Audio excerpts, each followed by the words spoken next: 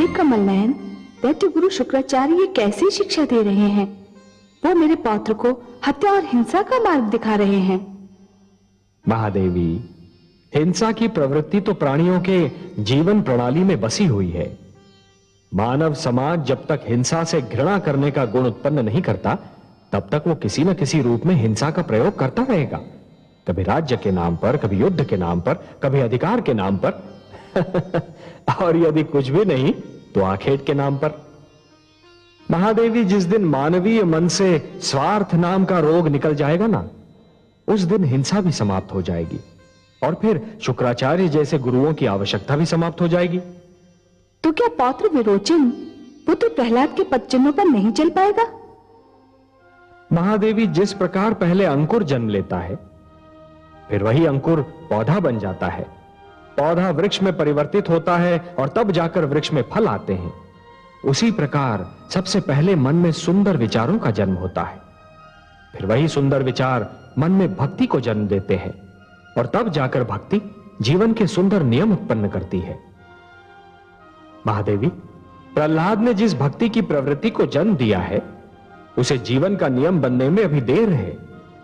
आसुरी प्रवृत्तियां इतनी सरलता से पीछा नहीं छोड़ेंगी। उन्हें दूर करने में कई पीढ़ियां बीत जाएंगी। महादेवी, असुर राजवंश में हिरण्यकशिपु के अहंकार और प्रहलाद की भक्ति के बीच एक मौन युद्ध चल रहा है। अब देखना यह है कि जीत किसकी होती है, हिरण्यकशिपु के अहंकार की या प्रहलाद की भक्ति की। देखा आपने कमल नयन, पुत्र प्रहलाद ने क्या किया? क्या किया महादेवी? पुत्र की रक्षा के लिए इतने भयानक झंझावात में स्वयं राजभवन से निकल पड़ा। तो ये तो बहुत अच्छी बात है। आपको तो प्रसन्न होना चाहिए कि आपके पुत्र ने पितृधर्म का निर्वाह किया। मानती हूँ कमल नयन, परंतु पुत्र प्रहलाद को अपने प्राण संकट में डालने के स्थान पर सैनिकों को सहायता के लिए भेज देना चाहिए था। इस विषय में मैं कयादु और धृति से सहमत हूँ। और इस विषय में मैं आपके पुत्र प्रहलाद से पूर्णतया सहमत हूँ। क्यों? क्यों? सुना नहीं आपने उसका तर्क? उसके तर्क में कितना बल है। महादेवी, राजा केवल अपने पुत्र का पिता नहीं होता, समस्त प्रजा का पिता होता है। समस्त प्रजा की संतान उसकी अपनी संतान होती है। राजा ईश्वर का प्रतिनिधि होता है, इसलिए जिस प्रकार ईश्वर समस्त संसार की रक्षा करते हैं, उसी प्रकार राजा को भी अपनी प्रजा की रक्षा करनी चाहिए।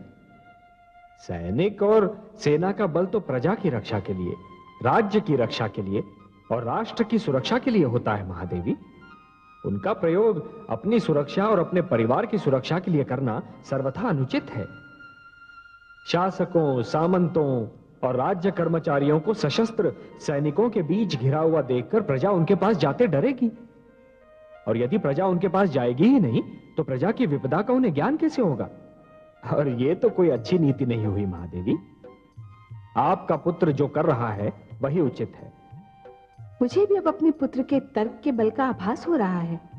वास्तव में राजा बनने के उपरांत भी उसकी विनम्रता में कोई कमी नहीं आई, पर उसे संकट में घिरता पाकर मेरी चिंताएं भी स्वाभाविक हैं। हाँ महादेवी, जानता हूं कि आप नारी हैं, एक माता हैं, और इसीलिए अपने पुत्रों के लिए चिंता करना स्वाभाविक है, परंतु यही तो आपकी महानता का प्रमाण भी है। देखिए आपने प्रेम की लीला महादेवी। मैं तो इसमें भी आप ही की लीला देख रही हूँ कमल नयन। मैंने तो सृष्टि की नींव ही प्रेम पर रखी है महादेवी। जब ब्रह्मा ने मनु और शतरूपा को जन्म दिया था, तो मैंने उन दोनों के मन में चुपके से प्रेम की भावना को डाल दिया था। प्रेम जीवन की महान शक्ति है, महान प्रेरणा है। प्रेम मन में विनम्रता, विचारों को सहनशीलता और जीवन को दुख झेलने की क्षमता देता है। पर उस समय क्या होता है कमल नयन, जब एक ही दीपक पर दो पतंगे पागल हों और एक ही पुष्प के दो मतवाले हों? तब तो प्रेम कथा में रस और बढ़ जाता है महादेवी, और विवेक की कड़ी परीक्षा होती है। तभी तो अवसर मिलता है ये देखने का कि कौन स्वार्थी है और कौन त्याग कर सकता है, कौन प्रेम को शक्ति से जीतना चाहता है और कौन प्रेम को केवल प्रेम से जीतना चाहता है। न जाने विरोचन और सुधर्मा में से दीपावली का प्रेम कौन जीत पाता है? ये तो ब्रह्मा ही जाने। आप तो बस उनके प्रेम की सुंदर लीला को देखती रहिए। देखा कमल नयन, मेरा पुत्र अपने युवराज के लिए कितना व्याकुल है। महादेवी, यही तो पिता और पुत्र के संबंध का सौंदर्य है। पिता अपने पुत्र से कितना स्नेह करता है, इसका ज्ञान तो उसे तभी होता है जब वो अपने पुत्र के कष्टों को देखकर व्याकुल हो उठे।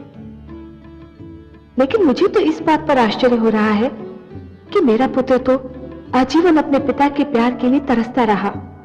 वो आज अपने पुत्र पर मन का समस्त स्नेह उड़ेल रहा है। यदि दुष्ट हिरण्यकश्यपु ने इस प्रेम का थोड़ा भी अंश मेरे पुत्र को दिया होता तो मेरे पुत्र को इतने कष्ट न झेलने पड़ते। महादेवी, हिरण्यकशिपु के अहंकार ने उसके मन की सारी सुंदर भावनाओं को नष्ट कर दिया था। अहंकार तो केवल घृणा को ही जन्म दे सकता है, परंतु आपका पुत्र तो मेरा भक्त है और भक्ति प्रेम करना सिखाती है, सबसे प्रेम करना। हे महादेवी, जिस प्रकार खेत केवल उसी धरती पर लहलहाते हैं जहां की मिट्टी गीली और नरम हो, उसी प्रकार प्रेम का जन्म केवल उसी मन में हो सकता है जहां भक्ति और श्रद्धा का निवास हो। पर आप ये मत समझिए महादेवी कि आपके पुत्र की परीक्षा समाप्त हो चुकी है। तो क्या मेरे पुत्र को अभी और परीक्षा देनी है? हाँ महादेवी, जिस प्रकार प्रकाश फैलाने के लिए दीपक को रात भर जलना पड़ता है, उसी प्रकार किसी व्यक्ति को महान बनने के लिए आजीवन परीक्षाएं तो देनी ही पड़ती हैं। पुत्र प्रेम पिता की निर्णय शक्ति की सबसे बड़ी परीक्षा होती है महादेवी, और पुत्र प्रेम में संयम रखना बहुत कठिन होता है। प्रहलाद को भी आज यह सिद्ध करना होगा कि जिस संयम का प्रदर्शन उसने आज तक किया, कहीं वो उसे पुत्र प्रेम में खो तो नहीं देता। रस्सी जल गई पर बल नहीं गए। किस बात पर कटाक्ष कर रही है महादेवी? कटाक्ष नहीं कमल नयन, सत्य कह रही हूँ। न जाने कैसे भ्रष्ट विचार लेकर जन्मे हैं दैत्य गुरु शुक्राचार्य। मोर्चे पर मोर्चे हारते जाते हैं पर अपनी विचारधारा नहीं बदलते। अब क्या कह दिया उन्होंने? उचित परामर्श न देने और अपने शिष्य को उचित पाठ न पढ़ाने की जैसे सौगंध ही खा रखी है उन्होंने। पौत्र विरोचन को उन्होंने ये परामर्श दे दिया कि यदि ऋषि वत्स की पुत्री दीपावली ने उसका प्रस्ताव स्वीकार न किया तो वो अपने अधिकारों का प्रयोग करे। महादेवी, कभी कभी तो मुझे लगता है कि स्वयं दैत्य गुरु शुक्राचार्य को यह ज्ञात नहीं होता कि वो क्या कह रहे हैं, क्योंकि उनके भीतर ज्ञान और क्रोध के बीच एक निरंतर युद्ध चलता रहता है। जब ज्ञान का पलड़ा भारी होता है तो उनके मुख से कविताओं के पुष्प झड़ते हैं, परंतु जब क्रोध का पलड़ा भारी होता है तो उसी मुख से अंगारे उगलने लगते हैं। पर उनका परामर्श तो उनके शिष्य को, मेरे पौत्र को तो भ्रष्ट कर सकता है। महादेवी, यदि ऐसा हुआ तो उसका सारा दोष विरोचन का ही होगा। गुरु ने तो परामर्श दे दिया, परंतु उसे मानना या ना मानना ये तो शिष्य का कार्य है। आपको तो ज्ञात है कि प्रहलाद के गुरुजन शंड और अमर्क ने भी उसे परामर्श दिया था कि वो हिरण्यकशिपु को ही ईश्वर माने। तब क्या हुआ? पर प्रहलाद की बात और थी। वो मेरा पुत्र है, आपका भक्त है। महादेवी, हर व्यक्ति को अपने जीवन की परीक्षा स्वयं ही देनी होती है। विरोचन को भी देनी होगी। यदि विरोचन के मस्तिष्क में शुक्राचार्य के विचार हैं तो उसकी रगों में भक्त प्रहलाद का रक्त भी तो है। यह निर्णय तो स्वयं विरोचन को ही करना होगा कि विचारों का प्रयोग कब करना चाहिए और कहां रक्त को अपना रंग दिखाना चाहिए। जानती हूँ कमल नयन, पर पौत्र विरोचन तो अभी युवा है और उसे जीवन का बहुत अनुभव भी नहीं है, और वो एक युवती से प्रेम करता है। ऐसे समय में तो उसे संयम और धैर्य का सुझाव देना चाहिए था। उन्होंने उसे शक्ति का प्रयोग करने का परामर्श क्यों दिया? महादेवी, दैत्य गुरु शुक्राचार्य की भाषा में शक्ति और बल का विशेष स्थान है, परंतु परीक्षा तो विरोचन की है। उसे तो यह ज्ञात है कि दैत्य गुरु शुक्राचार्य क्या हैं, कौन हैं, क्या करते रहे हैं, और यदि ये सब कुछ जानते हुए भी विरोचन ने उनके परामर्श को अपनी बुद्धि की कसौटी पर नहीं कसा, तब तो फिर उसका परिणाम वही होगा महादेवी, जैसे उस व्यक्ति के साथ होता है जो ये जानता तो अवश्य है कि अग्नि की ज्वाला जला देती है, परंतु फिर भी उसे छूने का प्रयास करता है। प्रेम भी तो एक ज्वाला है, और इस समय सुधन्वा और विरोचन दोनों ही उसे छूने का प्रयास कर रहे हैं। वही हुआ ना कमल नयन, जिसका मुझे भय था। दैत्य गुरु शुक्राचार्य की दी हुई अनुचित शिक्षा अपना रंग दिखा रही है। पौत्र विरोचन ने अपने प्रेम को जीतने के लिए अपने बल और अधिकारों का प्रयोग किया। मुझे भी दुख हो रहा है महादेवी।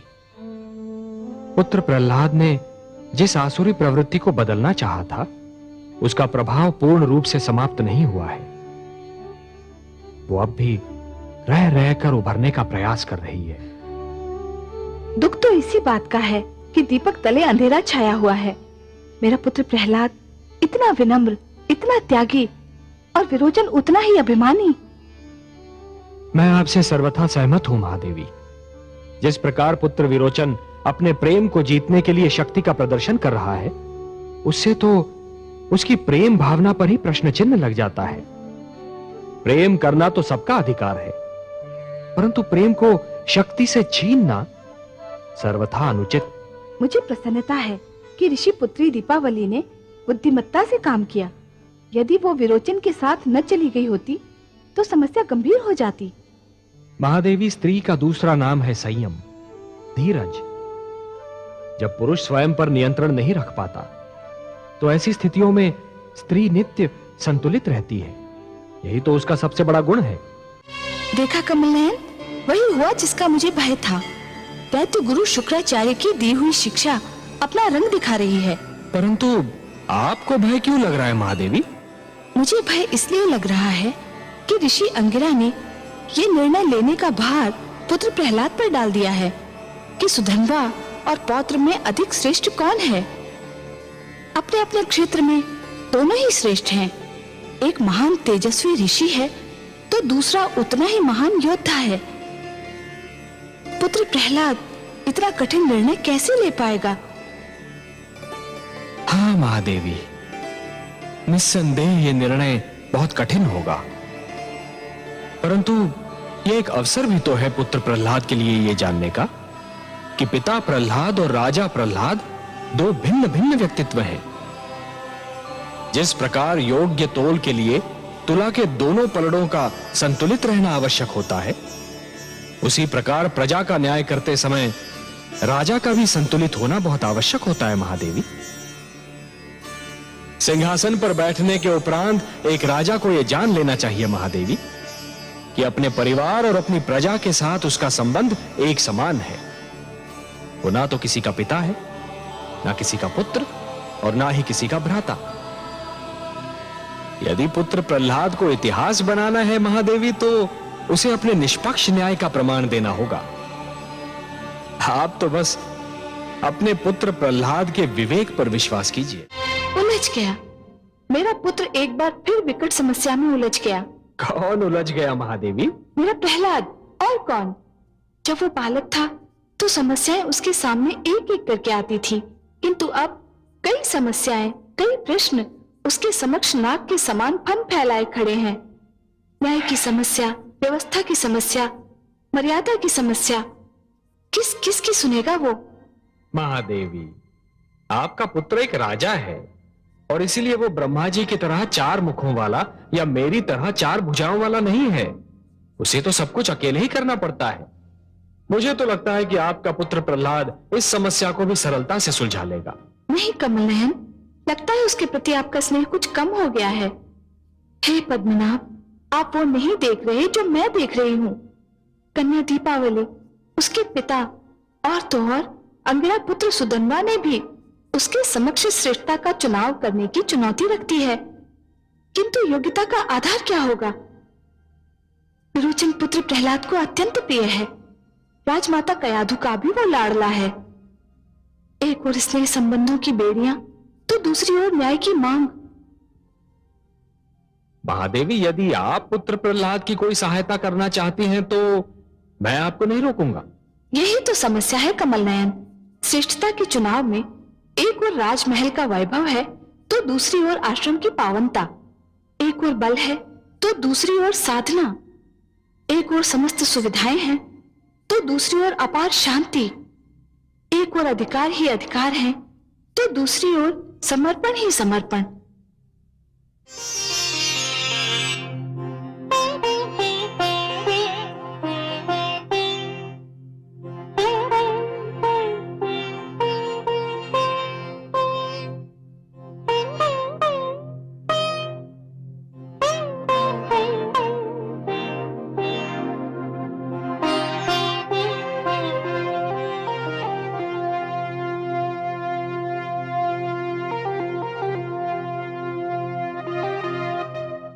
क्या बात है महादेवी, किसी गहरी चिंता में लीन हैं आप? हाँ कमल नयन, मैं सोच रही थी कि न्यायाधीश का कार्य उस समय कितना कठिन हो जाता है जब उसके ही परिवार का कोई सदस्य आरोपी के रूप में उसके सामने हो। आपकी चिंता स्वाभाविक है, परंतु यही तो वो घड़ी भी होती है महादेवी जब ये पता चलता है कि न्यायाधीश की न्याय और न्याय प्रणाली पर कितनी आस्था और अटूट विश्वास है। वो न्याय को जीवन और सभ्यता का एक अटूट अंग मानता है या फिर आए दिन होने वाली साधारण घटना? वो कुछ भी माने कमल नयन, किंतु जिस स्थिति में मेरा पुत्र प्रहलाद है उसमें कोई भी हो, उसका असमंजस में पड़ जाना स्वाभाविक है। इसीलिए मैं सोचता हूं कि किसी व्यक्ति के न्यायाधीश बनने के लिए उसके दो रूप होने चाहिए। दो रूप? ये क्या कह रहे हैं आप कमल नयन? दो रूप रखना तो किसी भी व्यक्ति का अवगुण है। वो व्यक्ति ही क्या जो भीतर से कुछ हो और बाहर से कुछ और दिखाई दे।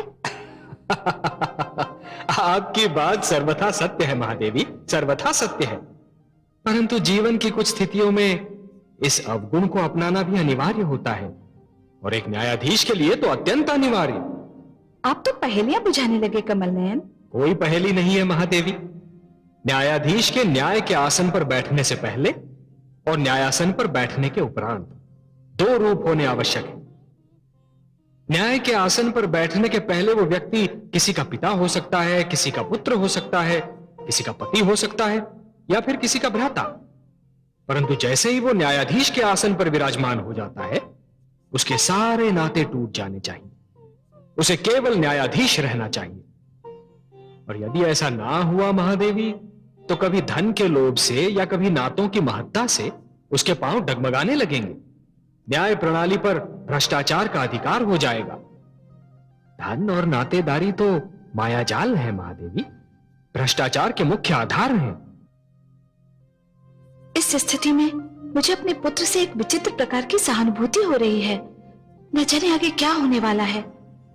महादेवी, जिस प्रकार जुगनू के अस्तित्व का आभास तभी होता है जब चहुओर अंधकार छाया रहता है, उसी प्रकार किसी भी व्यक्ति के चरित्र का प्रकाश तभी दिखाई देने लगता है जब वो परीक्षा की घड़ियों में घिरा रहता है। अब देखना यह है कि वो इस परीक्षा के लिए कितना तैयार है। कमल नयन, कहिए देवी। धन्य है आपका पुत्र प्रहलाद, धन्य है। आज सारे संसार के साथ साथ मुझे भी उस पर गर्व हो रहा है। और क्यों न हो। जब कोई संतान किसी बड़ी परीक्षा में पूर्ण अंकों से उत्तीर्ण होती है तो माता पिता की प्रसन्नता देखने योग्य होती है महादेवी। हाँ पद्मनाभ, आज प्रहलाद ने जो कर दिखाया उससे आने वाली पीढ़ियां प्रेरणा लेंगी। उसने ये सिद्ध कर दिया कि राजधर्म के समक्ष पितृधर्म, पुत्र धर्म और पति धर्म कुछ महत्व नहीं रखता। न्याय के आसन पर बैठकर राजा केवल न्यायाधीश ही होता है। हाँ महादेवी, आज यदि प्रहलाद ने अपने पुत्र विरोचन के पक्ष में निर्णय दे दिया होता तब भी कोई उस पर अविश्वास नहीं करता, सभी उसे स्वीकार कर लेते। परंतु हमारे पुत्र प्रहलाद ने आज लोगों के उस विश्वास की रक्षा की है जो राजा बनाते समय लोगों ने उस पर किया था। उसने लोगों के विश्वास को टूटने नहीं दिया महादेवी। इस उपलक्ष्य पर मैं उसे बधाई देना चाहती हूँ।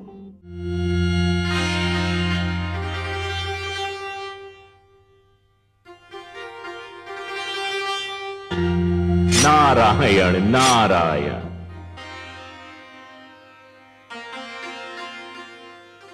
आज बड़ी प्रसन्न दिखाई दे रही हैं माते। हाँ देवर्षि, मेरा पुत्र प्रहलाद कितना महान है। ऐसे महान भक्त और महान त्यागी को सारा संसार कभी भी भुला ना पाएगा। जो उसने आज किया वो सदा के लिए एक उदाहरण बनकर रह जाएगा। आपका संकेत किस महानता की ओर है माते? देवर्षि, सत्ता और सिंहासन कौन छोड़ता है? पुत्र हर पल ये आस लगाए रखता है कि उसके पिता का अंत हो जाए और सत्ता उसके हाथ आ जाए, और पिता हर पल पुत्र की ओर संदेह से देखता है कि कहीं उसका पुत्र उससे उसकी सत्ता छीन न ले। किंतु मेरे पुत्र प्रहलाद ने स्वयं अपने सिर से मुकुट उतारकर अपने पुत्र को सत्तारूढ़ किया है। मेरा पुत्र चाहता तो कई वर्ष तक राज कर सकता था। उसकी भुजाओं में बल था, उसकी विचार शक्ति तब भी प्रबल थी, और उसकी प्रजा तब भी उस पर अपने प्राण न्यौछावर करती थी। फिर भी उसे राज्य का मोह नहीं था। यह भक्ति का प्रभाव था, विवेक का प्रमाण था माते। प्रहलाद ने यह रहस्य जान लिया था कि हर पीढ़ी को चाहिए कि वो आने वाली पीढ़ी को प्रोत्साहन दे, उसे आगे बढ़ने और जीवन का भार स्वयं उठाने का अवसर दे। मेरे पुत्र का जीवन तो तप और त्याग का एक जीता जागता उदाहरण है।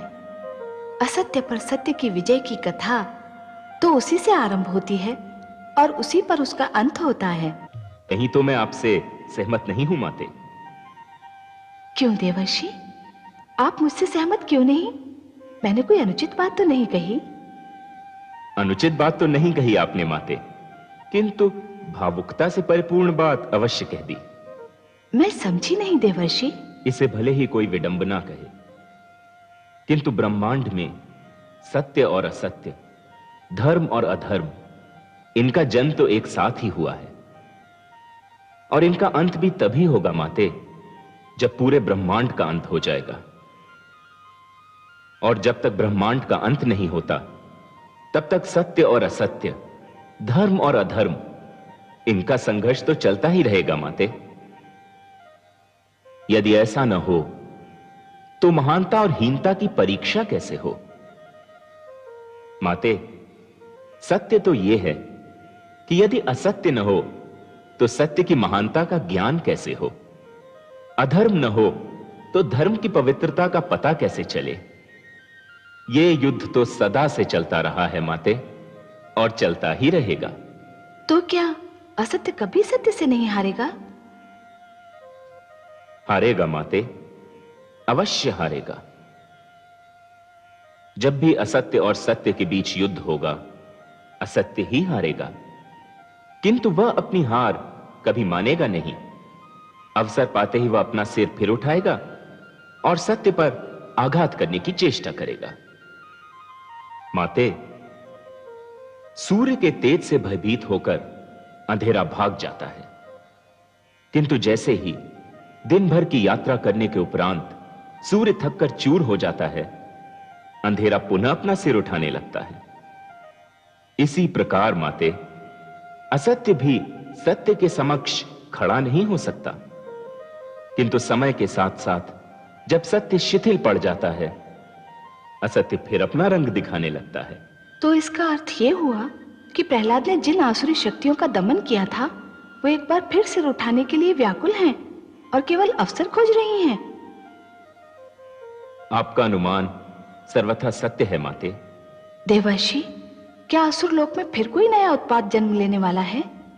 क्या इतिहास स्वयं को दोहराने वाला है? माते, यदि प्रहलाद की संतान और उसकी संतान की संतान ने इतिहास से सीख नहीं ली, तो उसे इतिहास दोहराने का दंड तो अवश्य ही मिलेगा। मेरा मन तो कांप रहा है, न जाने क्या होने वाला है आगे। माते, ये मैं खुलकर इसलिए नहीं बता सकता क्योंकि ये मेरे पिताश्री ब्रह्मा का क्षेत्र है। भाग्य विधाता तो वही हैं। उन्होंने प्रहलाद की संतान के भाग्य में क्या लिख दिया है, यह तो वही बता सकते हैं।